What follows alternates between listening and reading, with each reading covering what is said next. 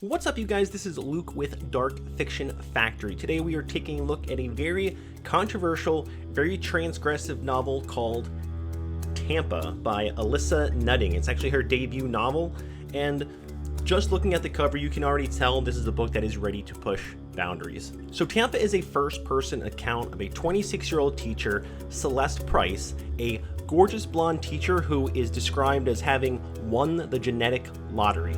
And she is also married to a very sex-starved police officer. Oh, and she's obsessed with seducing and having sex with her 14-year-old middle school students. Alissa Nutting was partly inspired by Deborah LaFave, a Tampa teacher charged with having sex with one of her middle school students in 2013.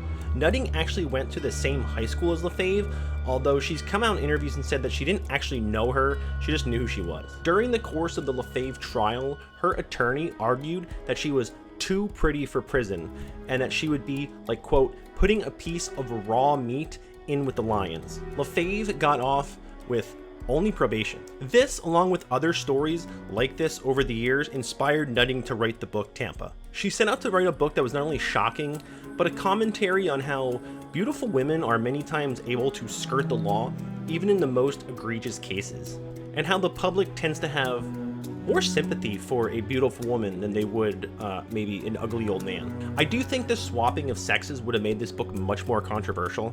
I'm not saying that's right or wrong, but I do think there's this element, especially in this book, of the 14-year-old boy.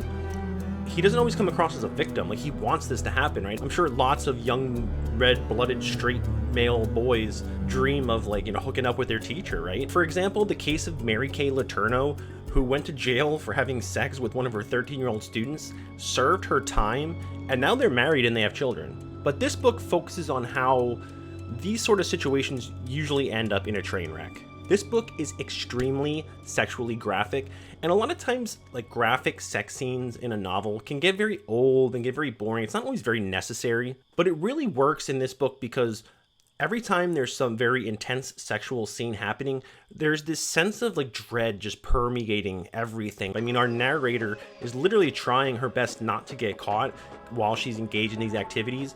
But as a reader, you know something's going to give. You know she's not just going to hook up with the kid or these kids and just have a happy ending and nothing happens. You know there's going to be some drama at some point. So every time something's happening, you're just waiting for somebody to walk in. You're just waiting for the other shoe to drop the entire time, which really makes it interesting and very intense and suspenseful. I really found myself trying to guess where this book was going to go as I was reading it, and I really couldn't, and I was very happy with the way it unfolded, and I think it unfolded in a very down-to-earth way that you could see happening in real life. And it makes a lot of commentary on how we as a public perceive these women who do these things. Maybe we don't perceive them as quite the monsters that they are. The main character, Celeste, is a totally unapologetic, she's a creeper, more or less, but we're privy to her very personal and private thoughts, as if she's relaying the story to someone that she just figures will agree with her. I've heard the main character in this story, Celeste, compared to a sort of Patrick Bateman from American Psycho, and I think that's a pretty fair comparison. Yes, I'm wearing the American Psycho shirt, I know.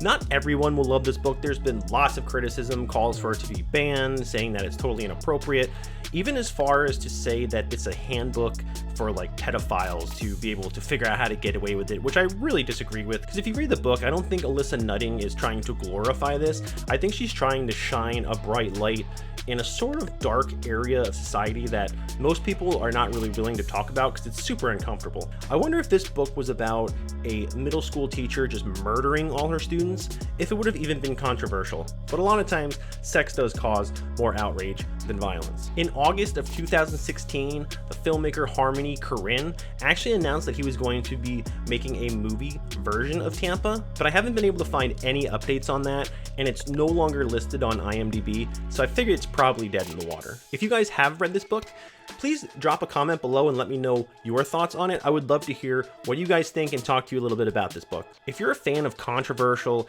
and transgressive books, I would put this very, very high on the list of books that you should check out.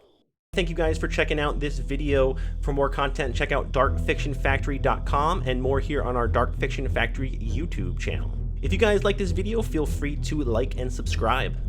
Until next time, you guys, peace.